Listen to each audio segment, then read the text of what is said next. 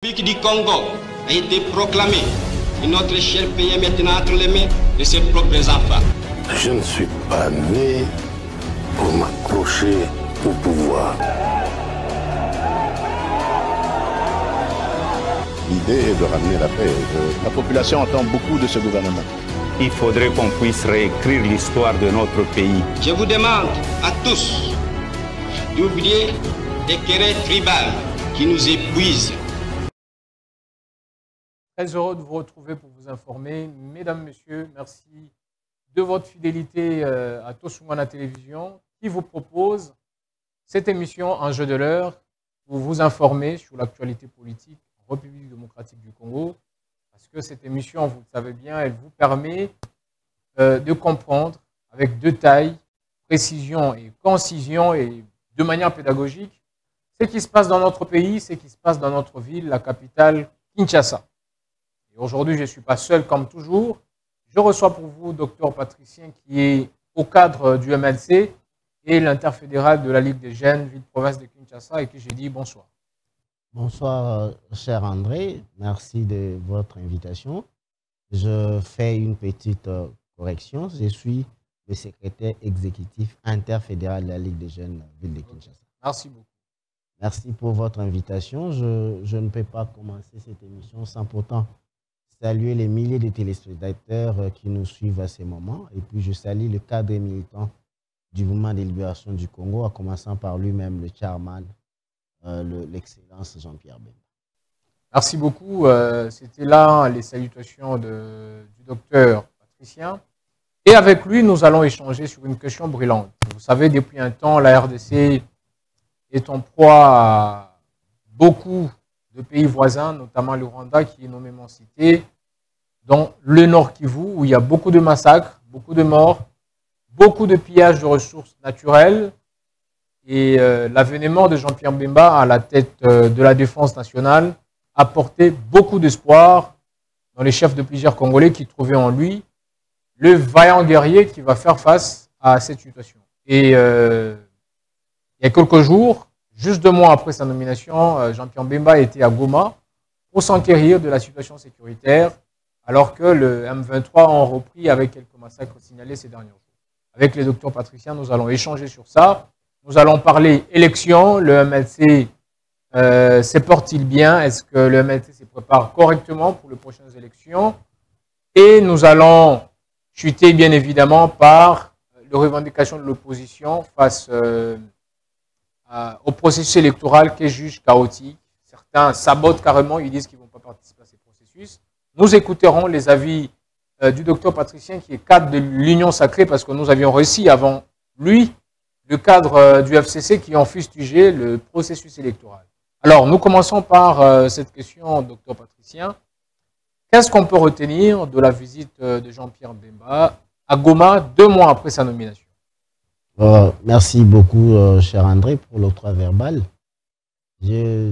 Pour répondre clairement à votre question, je devrais, pour raison de pédagogie, parce que vous venez de le dire, de vous rappeler que quand le chairman Jean-Pierre Bemba a été nommé à la tête de ses ministères, il y a eu à rencontrer les gens dans son mot d'entrée. Il avait dit des choses qui m'avaient vraiment ému. Pourquoi? Parce qu'il a dit il a pu reconnaître que notre pays souffre depuis plus de 30 ans maintenant avec une guerre injuste nous imposée par le Rwanda. Il a reconnu que l'humiliation était immense et que nous devrions travailler pour que cette humiliation puisse quitter de l'humiliation à un sourire. Parce que c'est là plus de 20 ans que nos sœurs, nos mères, nos filles, mères à l'est de la République démocratique du Congo. C'est pourquoi il a dit aller vers le généraux et consorts pour leur dire que nous devrions cesser, nous devrions tout faire pour que cette humiliation puisse quitter notre pays. Et puis, il avait fait après un plan stratégique où il a présenté ça au Conseil des ministres pour montrer comment il va travailler. Vous avez vu directement, il a fait appel ici au chef d'état-major de l'armée de l'EAC à l'époque, et puis il a même fait appel au chef d'état-major de l'armée ougandaise. Pourquoi? Parce que c'est ces deux armées-là qui occupaient Bunagana et consorts. Il a eu l'idée claire.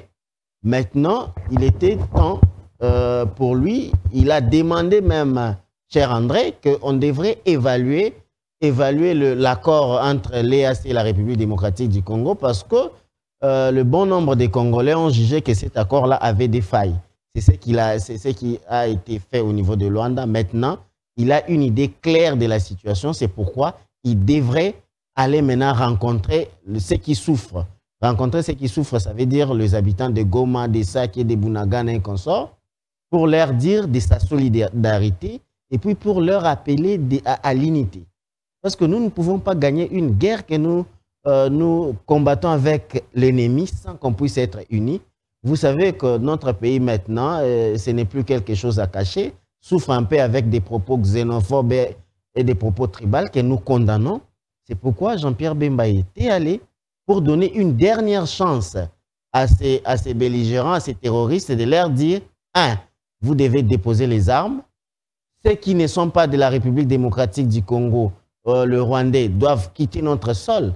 Et puis nous, de l'intérieur, nous devons être unis pour combattre cette histoire. Parce que ces gens-là n'entrent que par notre divergence, que moi j'appelle une divergence bête, pour nous diviser, qu'ils continuent à nous prendre en étau, ils continuent à piller nos ressources et à tuer nos mères, nos sœurs, et que cette histoire était inacceptable.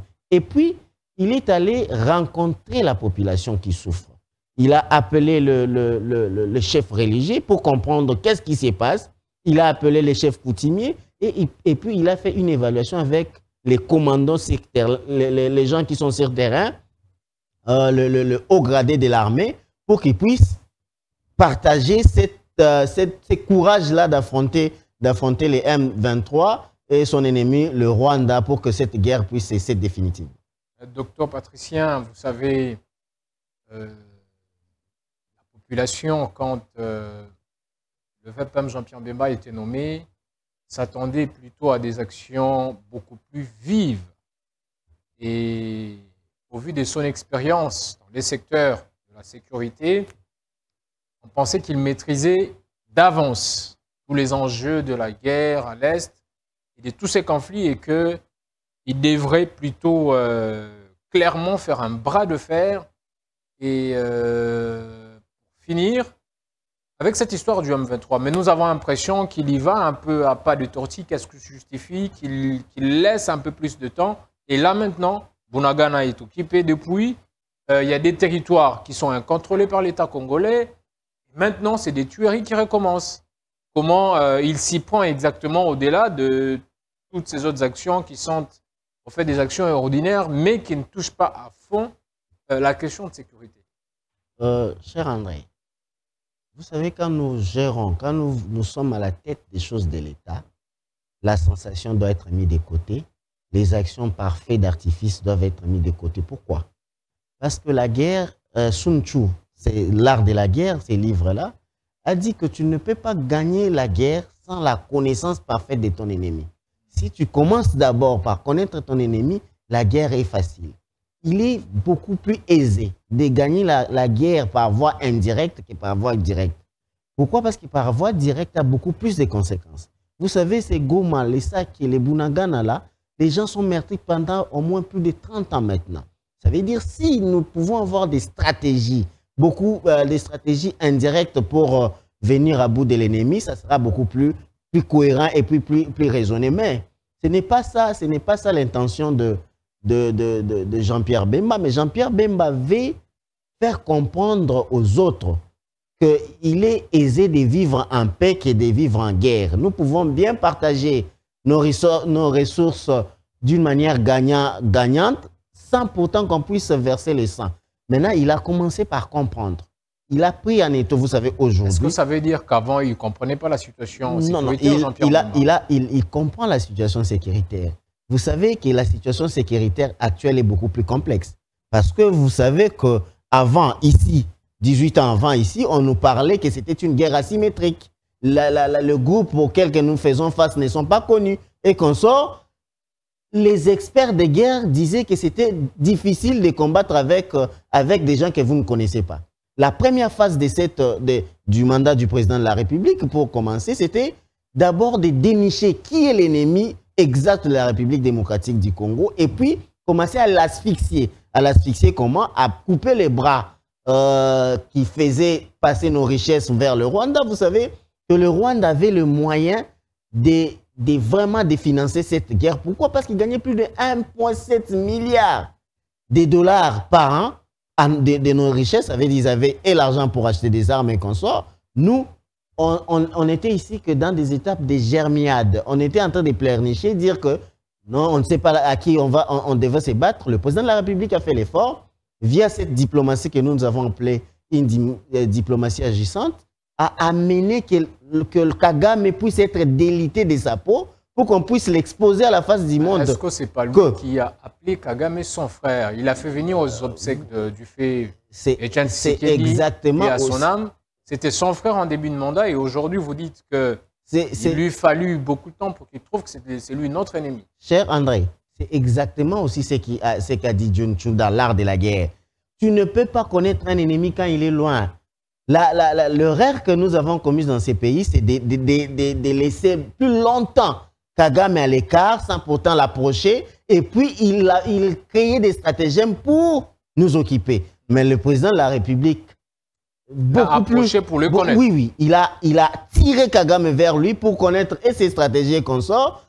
Kagame, il était étonné qu'il était déjà dévoilé et que nous étions déjà vers le Rwanda pour les démasquer. Maintenant que Kagame est démasqué, où il est partout cité, il est la cause de la persistance de cette guerre qui dure depuis plus de 30 ans maintenant en République démocratique du Congo, nous savons l'asphyxier maintenant. L'asphyxie, c'est quelque chose, tu manques de l'oxygène. Tu vois, Kagame n'arrivait même plus à réfléchir jusqu'à oublier des notions élémentaires de l'histoire en disant qu'ils avaient des terres à réclamer en République démocratique du Congo. Ça, c'est la première phase. La deuxième phase, cher André, nous avions trouvé une armée désorganisée, une armée démorcelée, où on ne savait plus qui était qui. On avait un travail sérieux à faire de déminer notre armée de tous ces gens-là.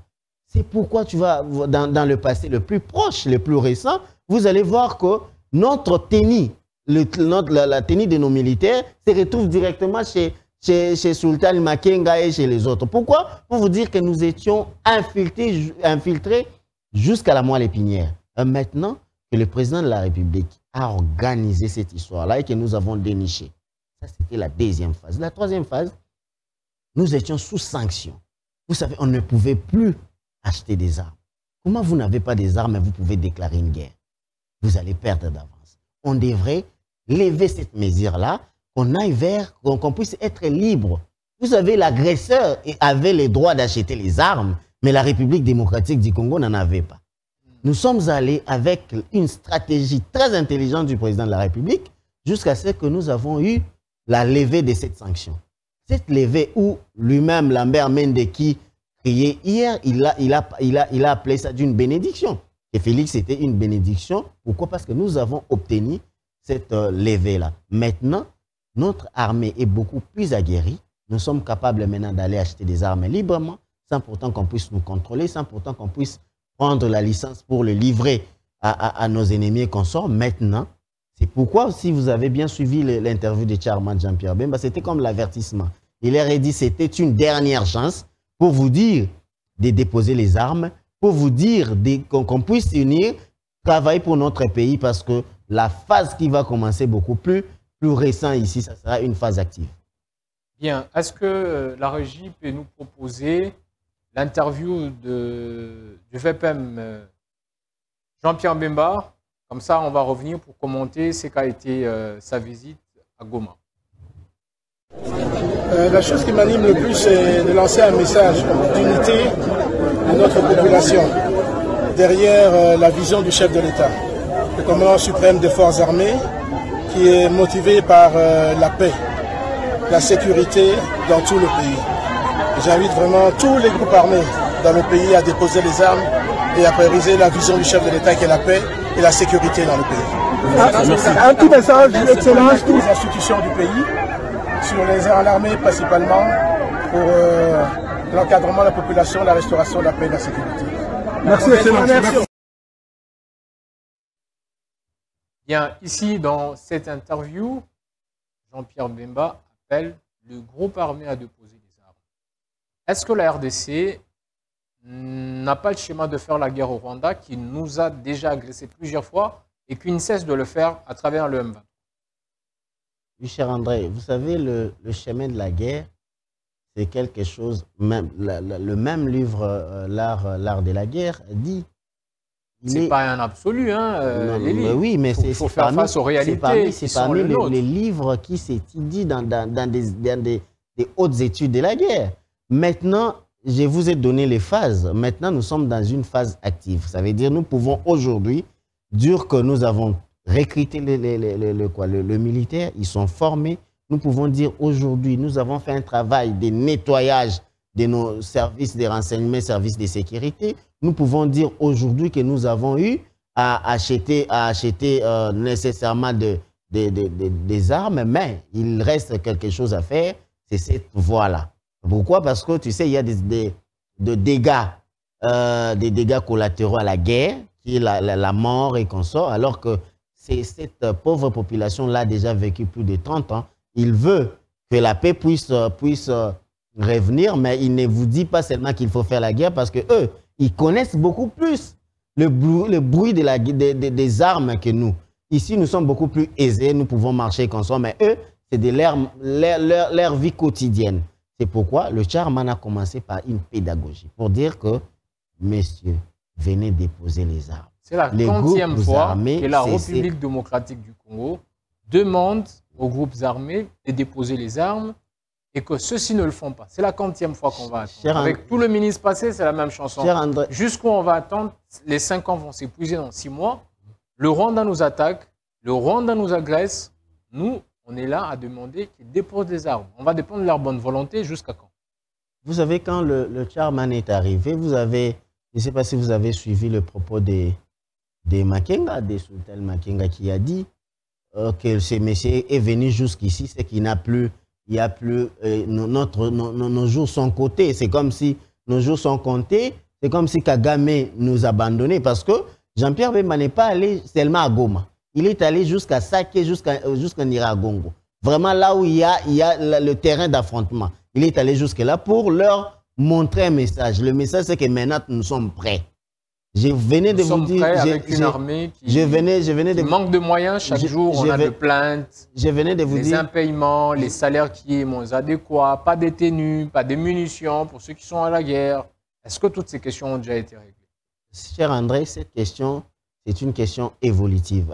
Elle a très bien évolué par rapport à hier. Parce que moi, je vous dis, je suis presque tout près du camp Kokolo. Je connaissais les sorts des militaires hier. Je connaissais les sorts de ce veuve-là hier. Aujourd'hui, ils ne sont pas au top de leur satisfaction, mais le maman veuve vient me dire souvent que docteur... Je parle exactement aussi de ceux qui sont à l'est de la RDC. Mais cher André, tu ne peux pas... On a des appels chaque jour. Oui. Quand on fait les émissions comme ça, ils vont vous appeler. Ils vous disent, mais votre invité dit qu'on a acheté des armes. Nous, on n'a pas de munitions. On n'a pas de quoi manger. Comment on se bat sur terrain avec l'homme? Non, c'est ça. Le vrai problème qui existait avant, c'était ça. C'est la résolution de ces problèmes-là qui nous amène aujourd'hui à dire que nous sommes prêts. Pourquoi? Vous avez suivi une révélation ici avec nous que ici à Kinshasa, envoie 22 000 militaires. En arrivant là-bas, c'était une liste fictive. C'était une guerre où il y avait des passifs et d'actifs. Il y avait des gens à l'intérieur de l'armée, cher André, qui étaient passifs. Aujourd'hui, tous ces gens-là sont extirpés. Tous ces gens-là, le fait que tous ces gens-là ont été mis hors d'état de nuire, je crois que notre armée est beaucoup plus aguerrie aujourd'hui. Notre armée est beaucoup plus organisée aujourd'hui. Je vous fais une révélation. Au niveau du ministère de la Défense ici, on a même, le Charman a mis une commission de contrôle des généraux pour qu'ils puissent voir comment vous avez fait vos passations de grade. Parce que c'était grave. Tu vas voir qu'un frère, nous qui étions allés à l'université de Kinshasa, par exemple, nous avons laissé nos amis qui n'ont jamais fait une formation militaire qu'on sort. Quand tu rentres, tu les trouves avec avec une grade des lieutenants et consorts. Pour vous dire que la situation était chaotique. Maintenant que nous sommes en train du travail, et puis le travail ne va pas se terminer aujourd'hui, cher André.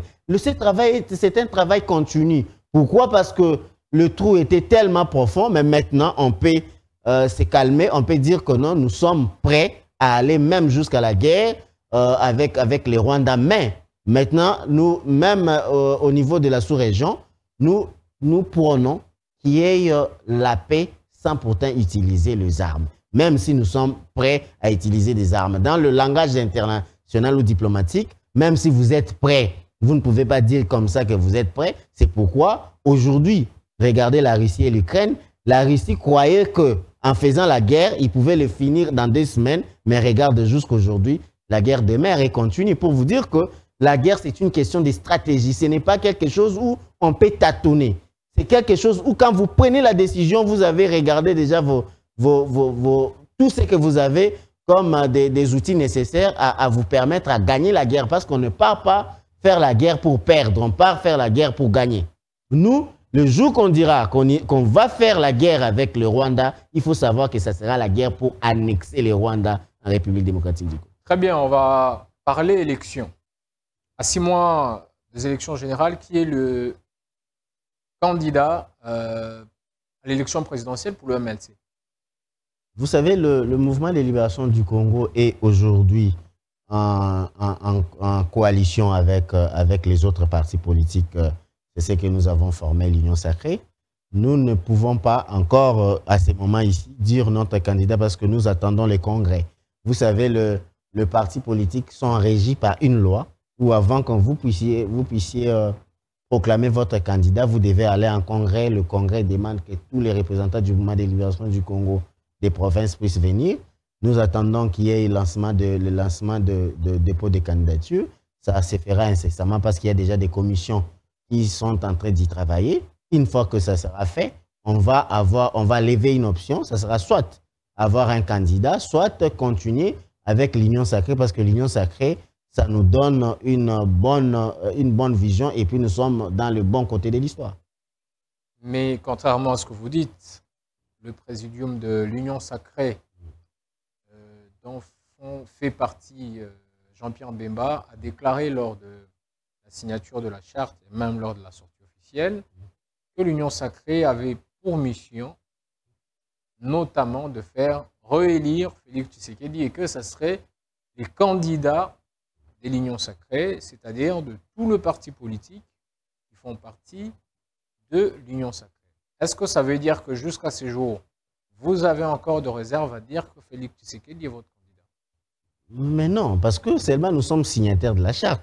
Mais dans cette charte-là même, c'est dit aussi que les partis politiques sont autonomes. Vous savez, les partis politiques sont autonomes. Pourquoi? Parce que nous, l'Union Sacrée, dans le MLC, est régi par des lois. Parce que c'est un parti reconnu par la République démocratique du Congo. Le MLC ne fera que ce que dit la loi. Ça veut dire, ça ne veut pas dire que quand nous irons au Congrès, nous ne dirons pas que notre candidat c'est Félix Tshisekedi. On peut dire, nous allons au Congrès, nous respectons notre statut parce que tout doit se faire d'une manière statutaire. Nous allons respecter notre statut, nous partons au Congrès et puis nous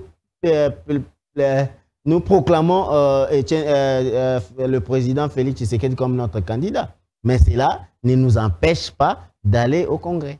Très bien. À quelques mois des élections toujours, est-ce que vous êtes très sûr que nous allons tenir les élections en décembre? Oui, vu tout ce que nous avons déjà, la CENI a déjà lancé les dépôts de candidature, ça sera le 24 juin. Le 24 au 7 juillet comme ça, ou 7 août. Je crois que les élections, la voie des élections est maintenant irréversible. Nous attendons les élections. Nous, le mouvement de libération du Congo, nous nous sommes préparés. Quand on s'est préparé ici, on passait dans des plateaux de télévision pour appeler le peuple congolais à aller s'enrôler. Les autres étaient dans des distractions et consorts. Ils croyaient que nous avions une malignité de dire que nous allons aller au dialogue et consorts pour reporter les élections. Mais le président de la République, ferme qu'il est, et puis il est épris de la démocratie, il dit qu'il n'y a pas de raison pour qu'on puisse reporter les élections alors que le calendrier de la CENI est bien suivi. Nous sommes allés ici à Kwamoutou, il y avait des problèmes. L'enrôlement commence bientôt. Je ne vois pas quel sera l'handicap fatal pour qu'on ne puisse pas avoir les élections? Très bien. L'opposition congolaise estime que le processus électoral est chaotique et qu'il n'est pas surtout inclusif et consensuel. Pour eux, la CENI, c'est une manœuvre du président en place pour sa réélection. La Cour constitutionnelle également, mais également récemment, ce qui est très récent, c'est que les députés du Front commun, le Congo, le FCC en sigle, quelques députés de la MOUCA ont décidé de quitter l'hémicycle de l'Assemblée nationale parce qu'ils ne cautionnaient pas donc la loi sur la répartition des sièges, retrouvée injuste et préparée pour une tricherie afin de la majorité parlementaire du président en place. Plusieurs jours encore, au Sénat, la sénatrice Francine Mouyumba a pris parole au nom de tous les députés du FCC pour dire qu'elle quittait l'hémicycle avec tous ces députés-là parce qu'elle ne devrait pas participer au débat général en deuxième lecture de la loi sur la répartition des sièges qui s'est fait au Sénat. Qu'est-ce que vous pensez de ces revendications de l'opposition qui trouvent que le processus électoral ne devrait pas aller de la manière qu'il est en train de partir? Cher André, nous ne sommes pas nés des dernières pluies. Nous avons vu plus de 3 processus. Et puis c'est légitime pour eux de participer ou de ne pas participer parce que c'est légal, c'est constitutionnel. Je vous rappelle qu'en 2006, le président, les Sphinx délimités n'a pas participé. L'IDPS n'a pas participé aux élections. Pourquoi? Parce qu'ils avaient des desiderata qui leur étaient légitimes. Mais aujourd'hui, les FCC trouvent que leur desiderata est légitime. Moi, je ne peux que les encourager dans cette voie-là. Pourquoi? Parce que la nomination de Ngoï Mulunda, vous vous rappelez, Ngoï Mulunda a fait une conférence de presse pour dire qu'il était kabiliste. Mais il était quand même nommé. Est-ce que vous devez reproduire ce qui a été fait dans le passé? J'en viens. Oui. Ngoï Mulunda.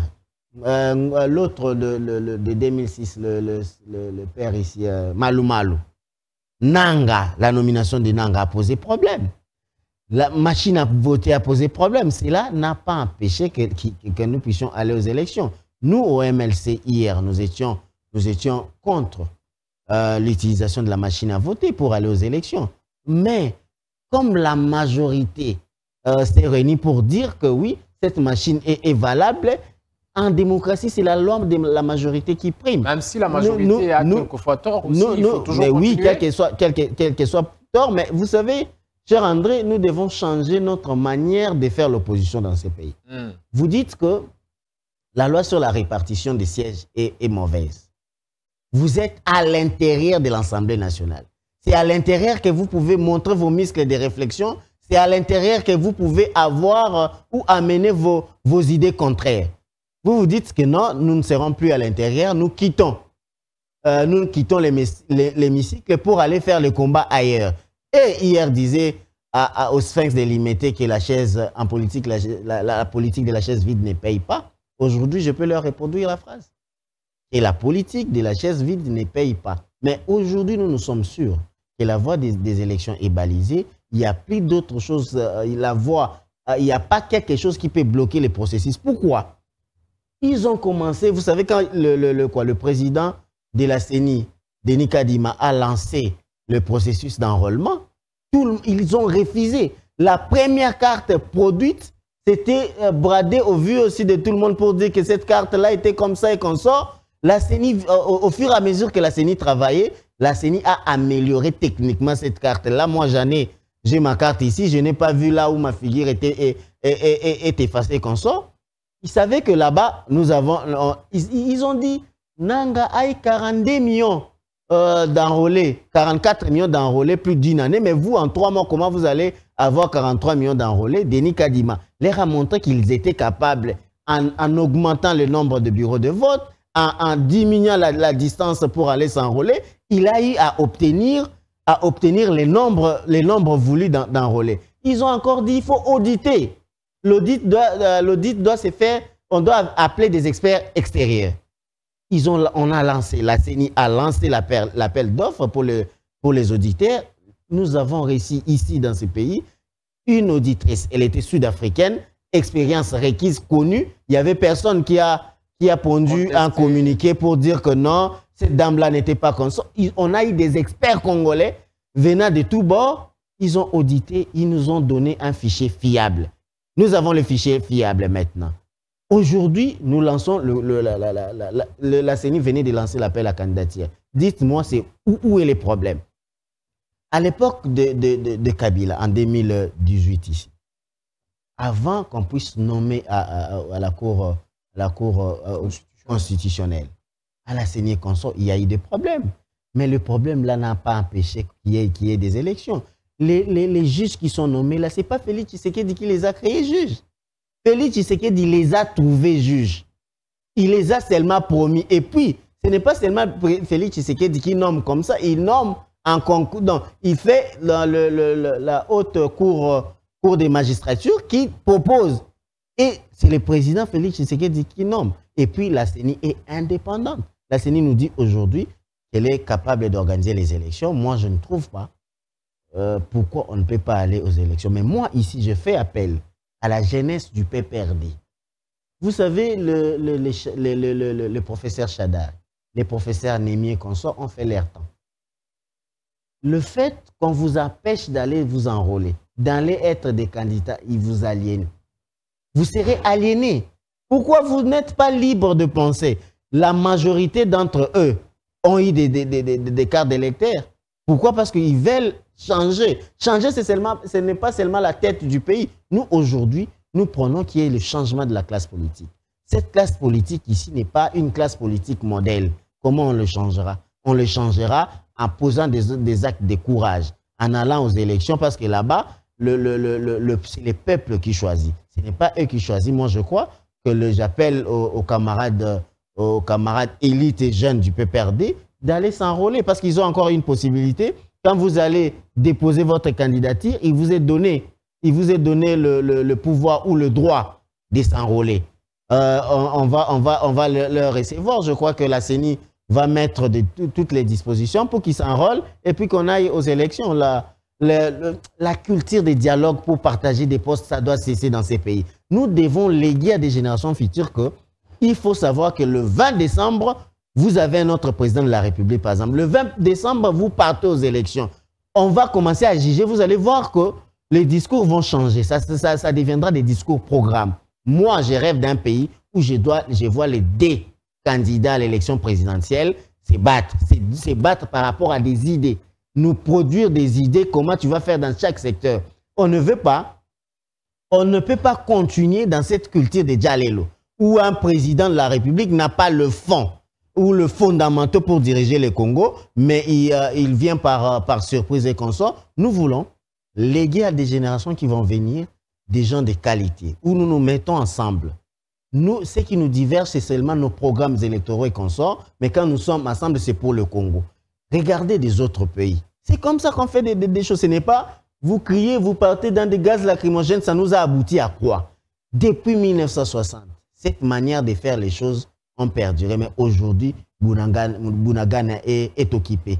Il y a une année. Aujourd'hui, depuis 1960, il y a eu des conclaves, des dialogues et consorts, mais aujourd'hui, une année, le petit Rwanda qui comptera plus de 89 ou quelques, non, 117 en République démocratique du Congo, il est en train de nous malmener. Il est temps que nous changions notre manière de faire la politique. Il est temps que nous réfléchissions en raison. Nous laissons des faits d'artifice, des sensations. Parce que aujourd'hui, vous avez vu comment nos politiciens nous amènent dans les terrains des réseaux sociaux. Ils croient que quand tu es champion dans les réseaux sociaux, tu es champion dans la gouvernance. Non. Aujourd'hui, nous devons mettre des programmes. Mouvement de libération du Congo. Vous dites que vous êtes des libéraux, vous êtes de droite. Tel parti, vous êtes de gauche. Quelle est votre alternative dans chaque secteur? Nous voulons ces genres de débats.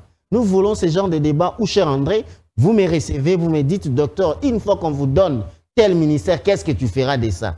Nous voulons avoir des élites préparées. On ne veut pas avoir des élites de Djalel aujourd'hui où quelqu'un se vend pour des billets de banque. Nous devons être des modèles d'une génération qui prennent de valeur. Nous devons être des modèles d'une génération qui comprend que le Congo, c'est un grand pays. C'est un pays plus de 8 fois que la France. Le pays le plus, il est 80 fois que la Belgique. Nous devons comprendre ça. Et puis le jour que nous comprendrons, Lumumba dans sa tombe sera content, Kimba Vita sera contente, Kimbangu sera content. Très bien. Parlons toujours des élections. Nous allons revenir sur l'une des questions cruciales. C'est le bilan du président Félix Tshisekedi.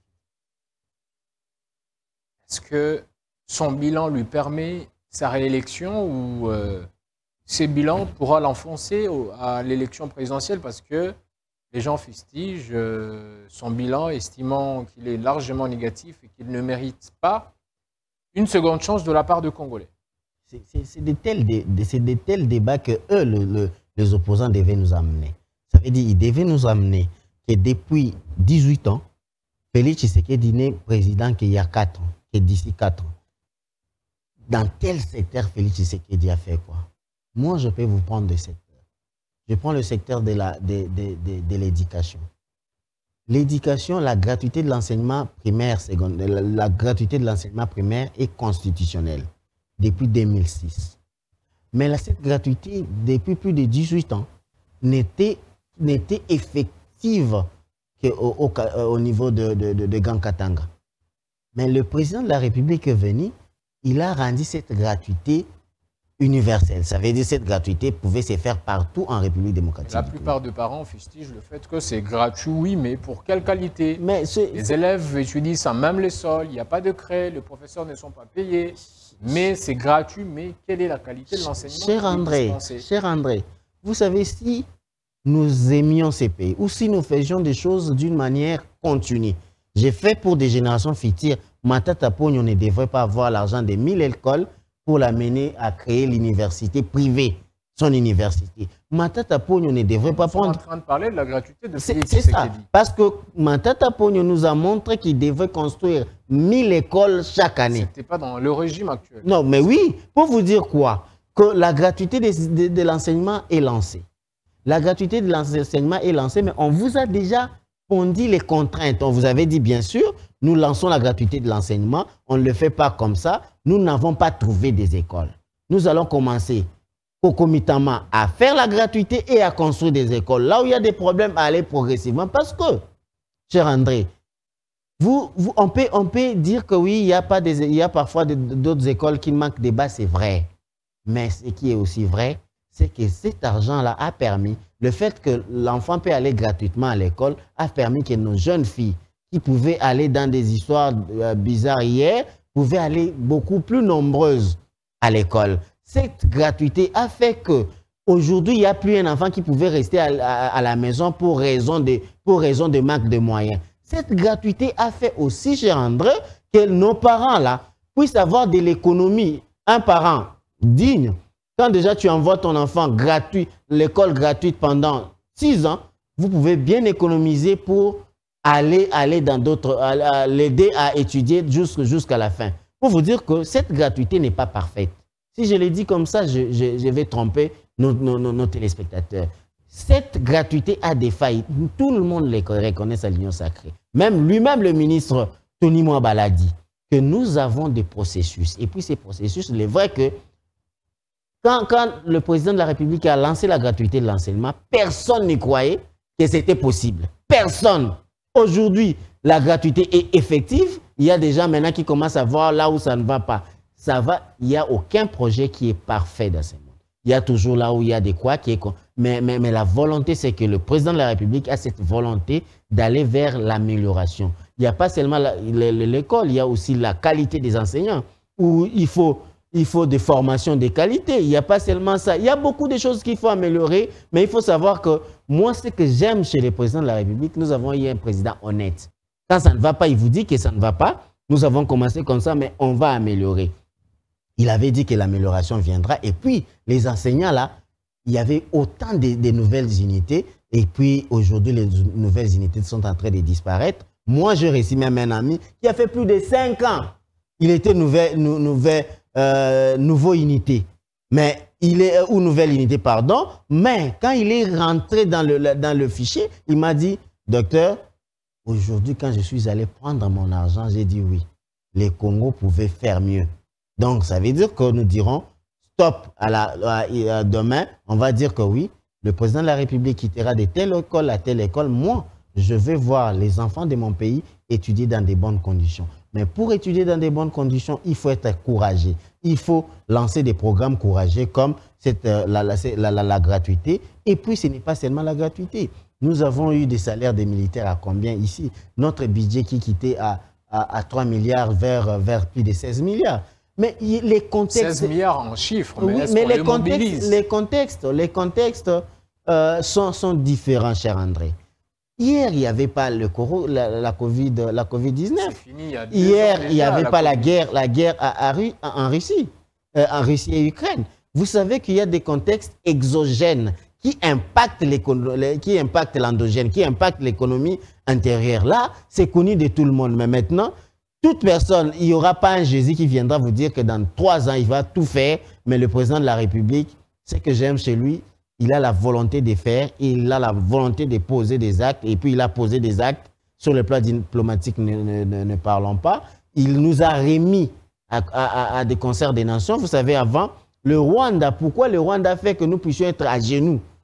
Parce que le Rwanda vendait ces génocides-là pour dire que les Congolais sont des gens qui aiment la musique et consorts. Partout dans des organismes internationaux, à l'OMS, vous allez trouver des Rwandais. Au NIV, vous allez trouver des Rwandais consorts. Il n'y avait pas de Congolais. Aujourd'hui, grâce au président de la République, il nous amène vers... Et puis, c'est l'impunité. Le président de la République aujourd'hui, vous savez, IGF existait depuis 1986. Je crois si ma mémoire est bonne. Mais aujourd'hui, moi, je n'ai jamais entendu parler de l'IGF. Est-ce que vous savez que le président Mouzito, était inspecteur? Est-ce que vous savez que Bochab était inspecteur? Plusieurs inspecteurs de l'IGF sont passés, mais personne ne connaissait l'IGF. Pourquoi? Parce que seulement il y avait un mauvais coach. Tout était bloqué. Mais aujourd'hui, le président de la République est arrivé pour dire que tiens, vous avez beaucoup volé dans ces pays. Il a même dit ça. Il a dit, vous avez beaucoup fait du mal à ces pays, je vous donne l'occasion de vous repentir. L'IGF est là. Aujourd'hui, l'argent de l'État, tout le monde a perdu l'argent de l'État. Nous vivons dignement. Les personnes qui n'ont pas fait des études ou n'ont pas fait des choses dignement dans leur... Ils se retrouvent en prison. Et puis, c'est cette volonté-là que moi je vois. Dans 5 ans, 10 ans, le Congo sera beaucoup plus meilleur qu'avant. Vous pensez qu'avec ces bilans, le président de la République peut espérer être réélu en décembre 2023? Sur tout le plan, le président de la République sera réélu. Sur le plan, vous le dites. Oui. Même sur le plan... Où en sommes-nous avec la construction du port en eau profonde du Banana? Où en sommes-nous avec l'Allemagne d'Afrique? Où en sommes-nous avec des millionnaires congolais qui devraient créer à 6 mois des élections présidentielles? Le président de la République, en disant toutes ses intentions, c'était un programme.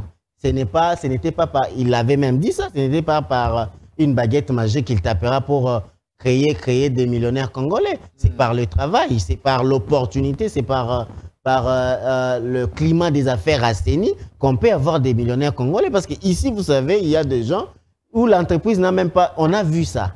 Où une famille prend la République démocratique du Congo entière en étau.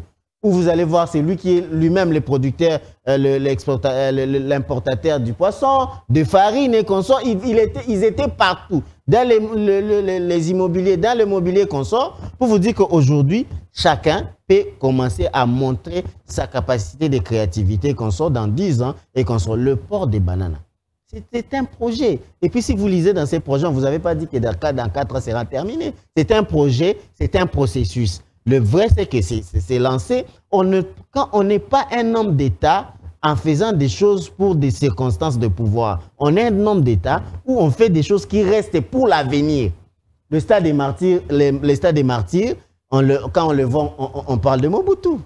Il y a des choses qu'il a fait, l'unité nationale, beaucoup de choses. On a quand même des marques à parler de Mobutu. Aujourd'hui, laissez que le président de la République nous enlève cette idée-là où on fait des choses. Je peux vous demander ici, moi j'ai vu la révolution de la modernité, où le grand frère ici, Jean-Marie Kassamba, nous a lancé des photos ici, où moi je croyais que quand je finirai les études, je vais avoir le métro des magasins au Gare centrale. Il n'y en avait pas. Il y a les 5 châteaux consorts, tout était bousillé.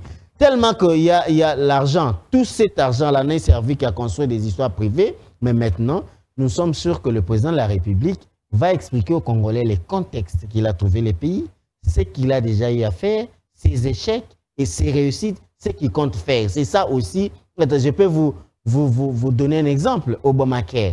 Quand Obama était arrivé, son projet phare, c'était « Je vais fermer le Guantanamo, je veux mettre Obamacare ». Mais il a fini son mandat sans pourtant réaliser cela. Mais il a réalisé, il leur avait promis que je vais finir cette histoire de Osama Ben Laden. Il a fait ça. Les Américains ont compris que c'est un homme courageux. Il peut continuer son deuxième mandat. Il a eu son deuxième mandat et puis aujourd'hui, il est sénateur à vie. Pour vous dire que l'État, nous devons le penser comme j'ai aimé l'interview du président en Chine. Il dit nous devons être des futuristes. Notre erreur, c'était que nous faisions des choses comme si, bon, moi, quand je passe, ça se termine. C'est pourquoi on a laissé cette léthargie où on peut avoir nos minéraux, aller les transformer ailleurs. Mais le président a dit non, non, je construis le truc d'or là-bas au Maniema. Tous nos minéraux vont être transformés ici.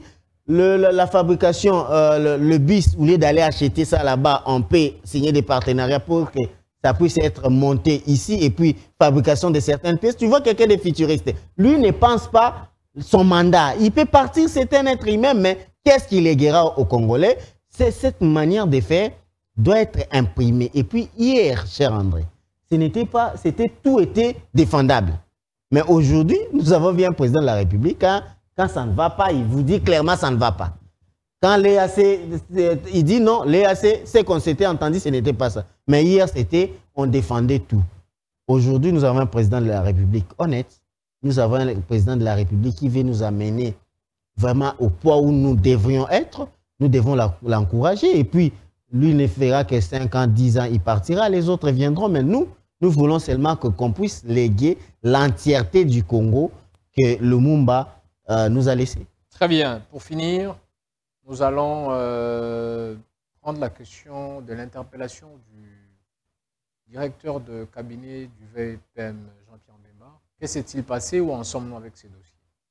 Oh non, mais le général est bien parce qu'il est toujours le directeur de cabinet des chefs de Jean-Pierre Bemba. Je vous ai dit que le politicien congolais nous ont commencé à détruire même la manière de faire la politique. Pourquoi? Parce qu'il ramène tout au niveau des réseaux sociaux. Lui, il était déjà le directeur des cabinets du ministre sortant de la Défense, où il y avait un dossier que l'ANER devait avoir des renseignements auprès de lui. Quand l'ANER vous interpelle, ce n'est pas seulement pour vous arrêter. Lui, il était le directeur des cabinets du ministre de la Défense de la République. S'il y avait un dossier qu'on devait avoir des éclaircissements et qu'on soit, il était normal qu'on l'appelle ou qu'on l'interpelle. On l'a appelé, il a donné ses renseignements, on l'a relâché, il est en train de faire son travail calmement. Mais certaines langues ont dit que le VPM voulait démissionner parce qu'on a interpellé son DIRCAB, c'est un manque du respect à lui. Et comment la question a été prise au niveau de la famille MLC? Non, vous savez, cher André, je vous dis, c'est quelque chose qui est maintenant sérieux. Le produit Jean-Pierre Bemba se vend bien sur le plan communicationnel. Même Jeune Afrique l'a dit, que Bemba n'a jamais fait l'interview au Jeune Afrique. Mais Jeune Afrique a écrit l'article au nom de Bemba. Pourquoi? Parce que quand nous sommes allés beaucoup plus loin, Jeune Afrique a dit que le nom Bemba se vend bien. Il suffit que vous écrivez Bemba, en 1 minute, vous avez des millions de vues. C'est ce qui s'est fait aujourd'hui. Il y a des gens qui ont même créé une armée numérique pour parler du mal de Jean-Pierre Bemba. Oh, Jean-Pierre Bemba veut démissionner. Les autres disaient que Jean-Pierre Bemba veut faire le coup d'État et qu'on sort tellement que ça se vend bien, tellement qu'ils ont beaucoup plus de vues, ils commencent à le faire. C'est ce qu'on appelle une désinformation. Mais nous, du mouvement de libération du Congo, nous sommes sereins parce que nous connaissons l'homme, nous connaissons sa capacité, nous connaissons sa manière de faire les choses. Vous ne le verrez jamais répondre à ces gens-là. C'est un homme d'État parfait. C'est un homme d'État avec vraiment les niveaux d'un homme d'État. Nous avons fait le démenti par le biais de notre porte-parole. Et puis, nous, le communicateur, nous sommes allés dire plusieurs fois sur le plateau de télé que ça n'était rien. le chairman est serein. Il est en train de travailler sur son plan, le plan de sortie des crises. Il n'a que le seul souci, c'est de rétablir la paix, la quiétude en République démocratique du Congo via la vision du chef de l'État. Nous sommes sereins. Donc, les gens qui continuent à concocter des choses, ils peuvent continuer à les faire. Mais nous sommes sereins. Nous savons que notre Igu national est là et qu'il n'y aura rien. Très bien, ça en est fini pour aujourd'hui. Nous avons suivi le docteur Patricien qui a donné des éclaircissements sur la question de l'insécurité à l'Est, sa position sur les processus électoraux qui est irréversible à ce jour, son appel fait à la jeunesse du PPRD et du FCC en général de suivre le processus électoral et de ne pas se laisser aliéner par le grand loup qui les aliène. Nous avons suivi qu'il juge positif le mandat du président de la République et pense que ça peut lui permettre une deuxième chance. Bien entendu, sa réélection en 2023, et il a fini par dire la question du directeur de cabinet de Jean-Pierre Bemba est une question très ordinaire de quelqu'un qui est parti donner les informations à la ANR. Ça n'a rien de coup d'État ou de tout ce qui se raconte dans les réseaux sociaux. Merci beaucoup de nous avoir suivis. Quant à moi, je vous dis au revoir et à très bientôt.